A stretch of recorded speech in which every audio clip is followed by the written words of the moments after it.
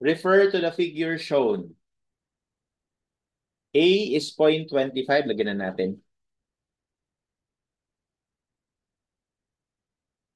B is 0.7. C is 0.8. D is 3.5. E is 0.6. Sorry, 6 pala. E is 6. And then F is 0.5. Okay, so the question, or binigyan tayo ng soil unit weight, 18.8. Concrete unit weight, binigay din. Active earth pressure coefficient, 1/3. Required strength of the wall, U equals 0.7 D plus 1.7 H, where D is the dead load and H is the earth pressure. Consider per meter strip of the wall along its length. Okay. Calculate the factor of safety against sliding of the retaining wall. Consider coefficient of friction at the base be 0.57. Neglect passive earth pressure at the toe. So, ano daw yung factor of safety against sliding? Okay, so unang-una ulit, i-drawing natin yung soil pressure natin, no? This time, we cannot really just consider this part because pinag-uusapan na natin is sliding. So, ang magtutulak sa kanya doon is lahat itong soil na to hanggang baba. Yan. Yan yung magpapa-slide sa kanya. So, lagyan natin ng diagram. So, yan, kunwari yun. Okay? So, once again, guys, the pressure here can be calculated. W ng soil. Okay?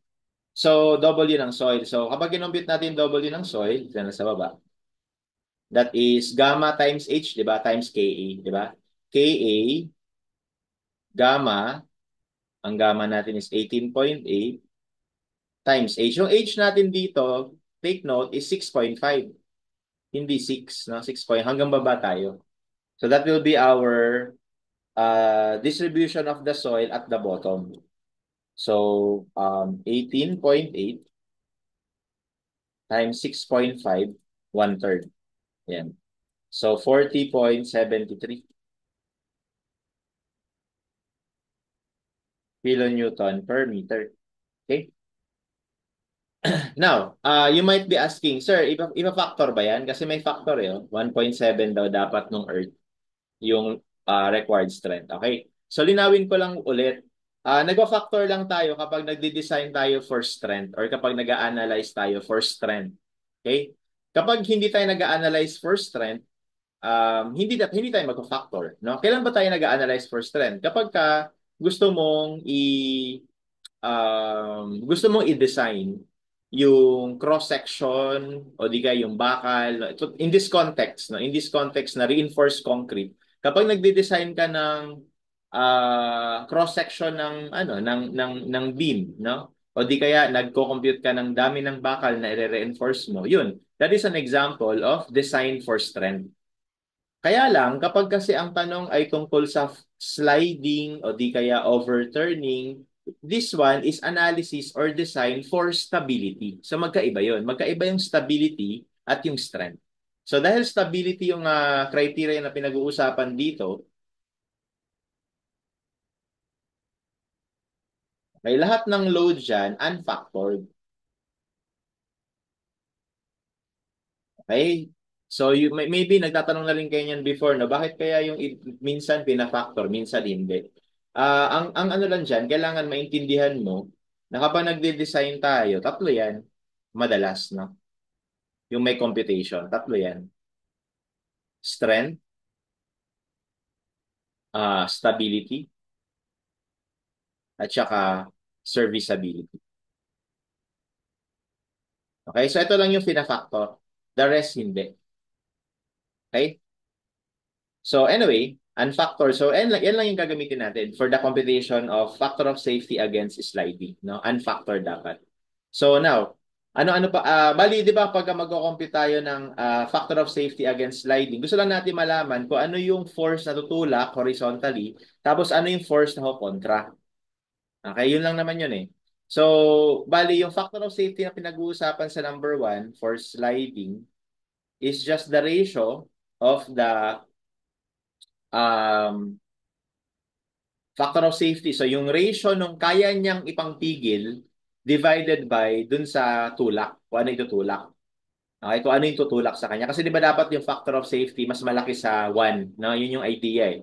So, ibig sabihin, kung ano yung tutulak, ano yung kukontra sa pagtulak, ito, ayun yung nasa numerator side. Tapos yung tutulak sa kanya papunta doon, yun naman yung nasa denominator side. Para yung factor of safety ko, para masabi ko na safe, dapat greater than 1. Ibig sabihin, mas malaki yung pangontra niya, pang-resist, compare doon sa active na tumutulak. Okay? So ano yung active na tumutulak? Bali ano lang, kung ano yung resultant natin in the x direction. Ayan, kunyari, resultant natin lahat ng ng forces. So yun yung Rx natin. Yun yung kailangan kontrahin. So ano yung kukontra doon sa mga tumutulak doon? Ang kukontra naman sa mga tutulak doon, actually wala dyan eh, nandito eh. Wala naman yung kukontra dyan. Nandito. Okay? Which is in the form of a friction. Okay? Yung friction force. Okay? So ano ba ang maximum capacity ng friction? Hindi ba ang maximum capacity ng friction ay mu times n? Ano yung n? N is yung reaction dito sa baba. And yung n dyan is equal lang din do sa resultant natin na Ry kapag nag-summation of forces ka. Kaya lumalabas yung friction force natin is mu times Ry. Kaya yun naman yung capacity niya para ma-prevent yung pagtulak. So that's how you define factor of safety. You are just defining kung ano yung capacity divided by demand. No? Demand or yung force na magkukos ng sliding. Okay?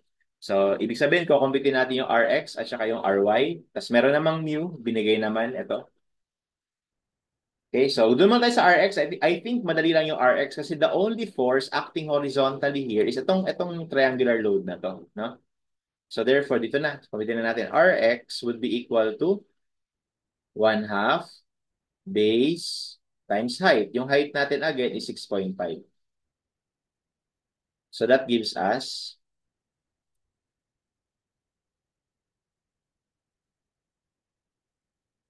okay, 132.38. 132.38 kilonewtons. Okay, so next, ano naman yung mga force um, ano naman yung mga force um, na parang kumbaga magko-contribute sa RY. So, syempre yung bigat nung concrete, no? Tapos maliban doon, don't forget, meron dito nakapatong na soil. So, kasali yan, no? Kasali yan. Okay? So, tanggalin ko lang muna to para hindi magulo. Tanggalin ko lang muna to. Okay? So, hati-hatiin natin, guys. Bali, unahin ko na tong soil. Tong soil na to, so, meron niyang force, no? So, tawagin natin na W1. Yan. Tapos, dito, yung ano naman, yung concrete. So, unahin ko tong baba. Hatiin natin itong baba. So, meron niyang W2. Tapos, dito naman, hatiin din natin to. Pwede naman yan buuhin na trapezoid. Kaya lang mamaya kasi doon sa pangalawang tanong, kailangan natin mag-moment, di ba, sa overturning. Um, so, that's why kailangan natin hatiin para alam natin yung moment arm. So, tawagin na lang natin ito na W3 tsaka W4 dito. Ayan. So, isa-isahin natin. So, medyo matrabaho lang pero kaya naman. So, W1 is equal to, bali, syempre, para makuha natin yung weight niyan, kukuha natin yung volume ng soil na to.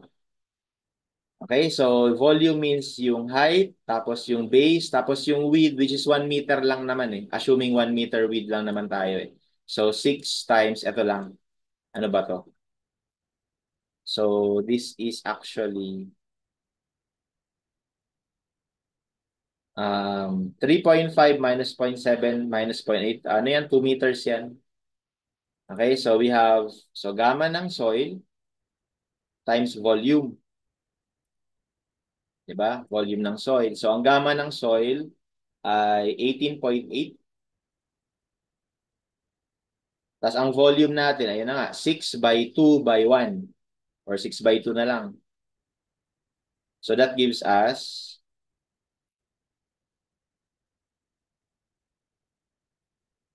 okay, so 225.6 kilonewton. Okay, so let's proceed. W2 naman. Yung W2 is itong green. So take note, concrete yan. So ang gagamitin naman natin, syempre, gamma ng concrete times volume nung 2, yung nasa baba. So ang gamma ng concrete is 24. Ang volume nitong green ay yung buong length 3.5. Yung height niya 0.5, no? So 3.5 times 0.5. So essentially guys, ang kinocompute ko lang area kasi nga yung width 1 meter lang naman. So we have 24 times 3.5 times 0.5. So that gives us 42 kilonewtons. Next, W3. Yung W3 natin is in the shape of a rectangle. So para sa rectangle na yun, ang base niya ay 0.25 tapos yung height niya ay 6. So concrete pa rin yun. So 24 times 0.25 times 6.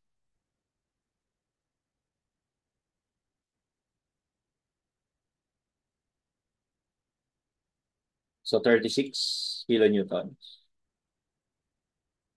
And weight 3, gamma ng concrete times volume 4. So yung volume 4 ko, itong triangle ha.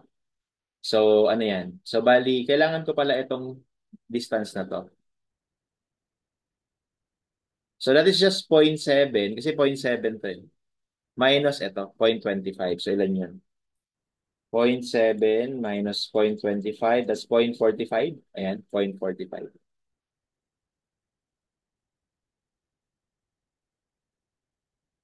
Okay? So that's 1/2. 24 muna. Gamma ng concrete, sorry ano, nagawa akong gamma 3. Gamma concrete lang yan. Gamma ng concrete. So 24 times 1/2 base times height. Yung height natin 6 pa rin, ano? 6 pa rin.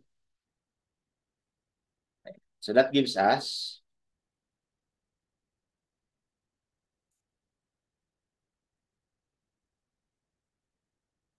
32.4 kilonewtons. Okay, so I think that's all, no? So W4 nga pala to. So that's all. Wala namang iba. Kasi sinabi niya, well guys, kung meron ditong soil pa, yan, may soil dyan. Syempre, yung eto, nakapatong pa rin yan dyan eh. So, isama natin yun. No? Pero wala naman daw eh. Sabi niya naman dito, neglect the passive earth pressure at the top. So, yan na yun. So, therefore, yung total RY natin, i-add lang natin lahat ng W na yan. Okay, yun yung magiging RY.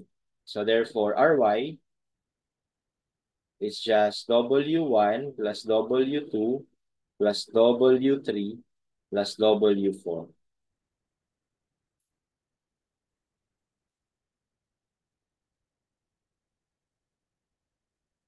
336.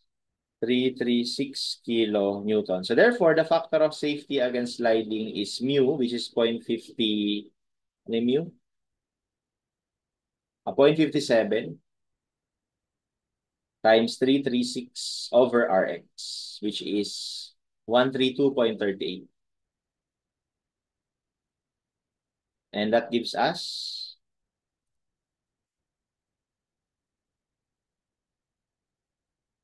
okay, 1.45 na approximately. So the answer is letter A. Next, calculate the factor of safety against overturning of the retaining wall. Ano naman yung factor of safety against overturning? So, syempre, ang overturning naman, ang idea lang din ulit, yung safety ng pagtumba ay nakadepende sa kung sino yung tutumba sa kanya, yun yung tinatawag natin na overturning moment, at saka sino yung kukontra, yun yung tinatawag natin na righting moment, di ba? Kaya nga 'di ba ang factor of safety against overturning is writing moment divided by overturning moment. Okay? So, ayun, ganun lang. No? So, well, number 2. Unahin ko nang i-define yung overturning moment kasi isa lang naman yun sa case na to. Ito lang yun. If you think about, ito lang yung magpapatumba dyan. Di ba? So, itong triangle lang na to. The rest, puro sila writing. No? Puro writing moment. Okay? So, we have our overturning moment is yung triangle ulit, one half, yung Rx bali, no? Bali yung Rx. So, 132 point, ito guys, 132.38. Tapos yung moment arm nun ay one-third, no? One-third from the base. Kasi di ba mag-moment tayo dyan dito sa toe? Diyan kasi yung basihan natin eh. Okay, so mag-moment tayo sa toe. So yung moment arm natin is one-third ng 6.5.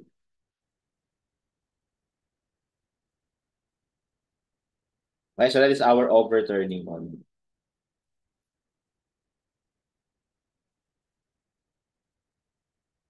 Okay, so 286.8233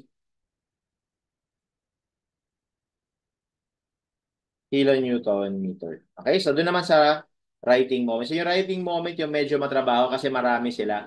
So ang ginagawa ko dyan para mas mabilis, pwede mong i-tabulate lahat ng ano nila, moment arm isa-isa. Halimbawa, yung W1, eto, anong moment arm nito? Di ba yung moment arm niyan, galing sa toe, papunta dito, ay 0.8 plus 0.7 plus eto kalahati, no? Half ng 2. So, bali 0.8 plus 0.7 plus 1.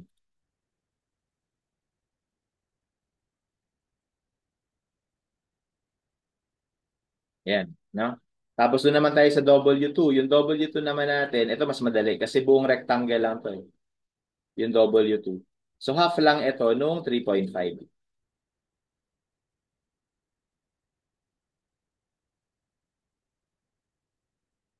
And then, W3 is a rectangle, ito. Pero from the 2, that is 0.8 muna plus itong ano, 0.45 plus half ng 0.25. No? Ulitin ko, no? Mula dito hanggang dito, 0.8. Mula dito hanggang dito, 0.45. Tapos mula dito hanggang dito, half ng 0.25.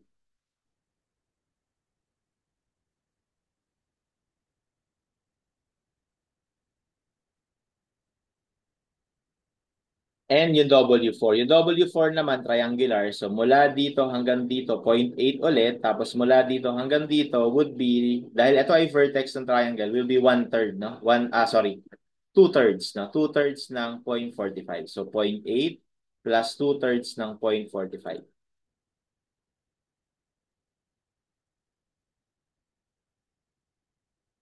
Ayan.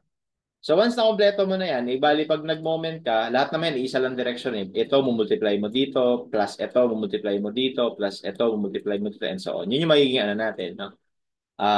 Overturning, writing moment. So yung mga weight times yung mga x nila. Which is, kaya naman sa calculator yan, para mas mabilis lang yung computation natin. So just go to mode stat.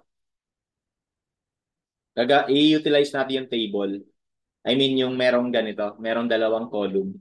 So, 225.6, 42, 36, 32.4, and then yung mga x nila, lalagay natin sa y.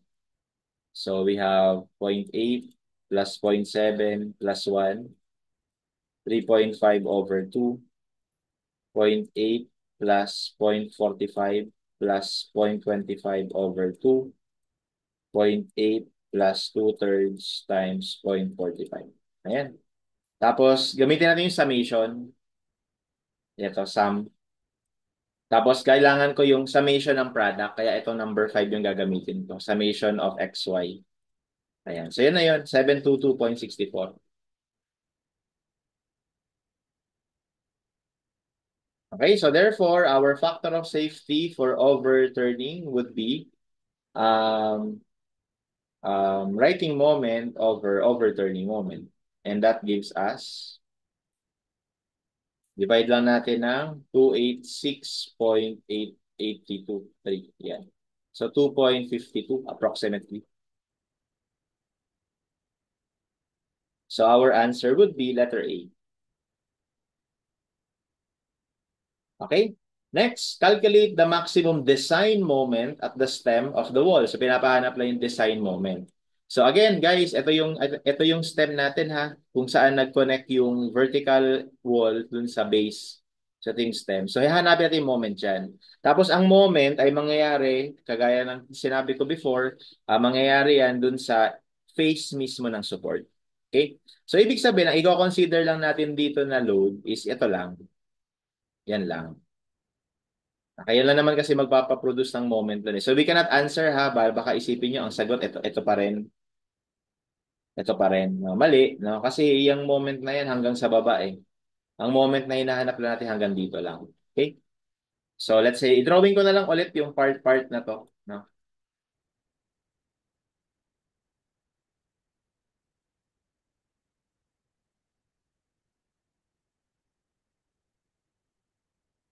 Okay, so ang kailangan lang po natin itong load na to.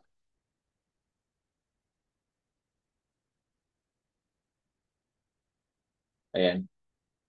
Okay? And then dahil ang tinatanong sa atin sa number 3 is maximum design moment, meaning we will need to factor it. Okay?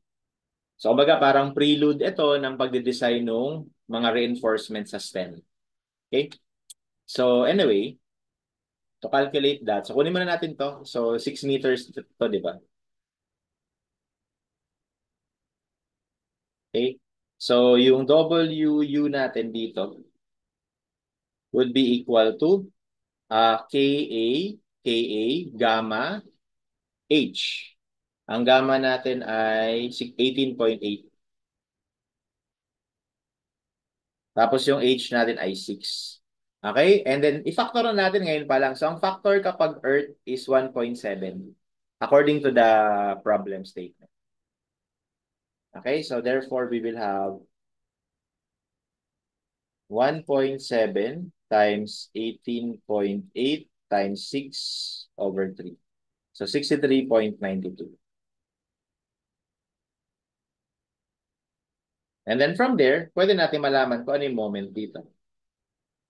That is 1/2 WU times 6. Moment arm is 1/3 of 6.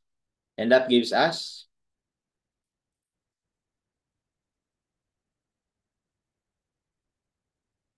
okay, 383.52.